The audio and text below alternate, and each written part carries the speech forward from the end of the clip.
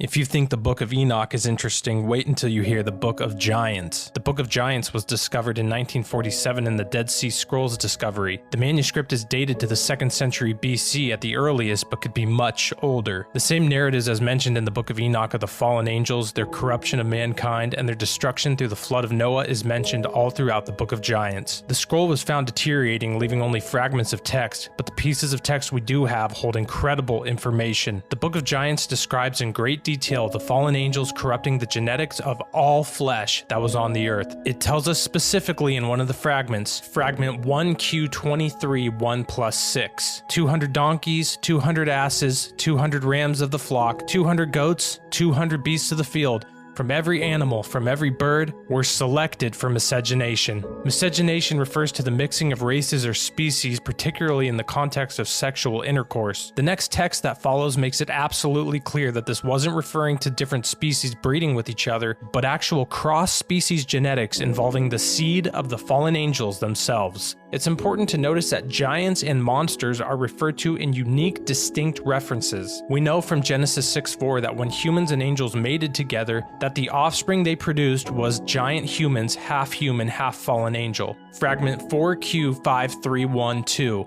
They defiled, they begot giants and monsters. They begot, and behold, all the earth was corrupted. Through this, we can come to the conclusion that these fallen angels were breeding with animals, and their offspring would be half animal and half fallen angel and very large in size. This reality would make sense with all the ancient depictions of monsters and creatures. Maybe those creatures weren't figments of their imagination, but actual half-human, half-fallen angel monsters roaming the earth. These beings maybe could have even held the capacity to think and reason just like the giants could. We know that giants had the capability to hold conversations because of the account of Goliath challenging and enticing the armies of Israel in 1 Samuel 17, 8-10. A fragment of the Book of Giants also confirms some of these monsters having the ability to reason and communicate, when some of the giants had dreams of their destruction and shared these dreams with the monsters. Fragment 4Q530, column 2. Thereupon 2 of them had dreams, and the sleep of their eyes fled from them, and they arose and came to, and told their dreams, and said in the assembly of their comrades, the monsters. These monsters didn't hold the same connection to the fallen angels as the giants. The Book of Giants and the Book of Enoch describes the fallen angels' close connection to their children, the giants. Whereas these monsters were their offspring,